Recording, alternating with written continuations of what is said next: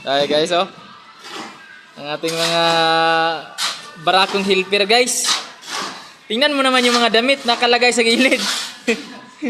Parang mga ano, sukara pa. Ako ninahin ni Ibaw may bugtong.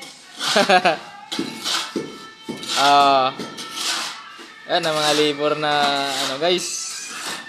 Tinanggal na yung mga damit nila kaya pinawisan ba. Mainit kasi ngayon panahon. Kung pwede nga lang siguro mag-brief, pwede ka nang mag-brief ngayon eh. No, habang nagtatrabaho tayo, pag nagulat si sir, ano nangyari sa mga tauhan ko? Bakit Ay wala sir, wala kang magagawa. Bakit? Sobrang init eh.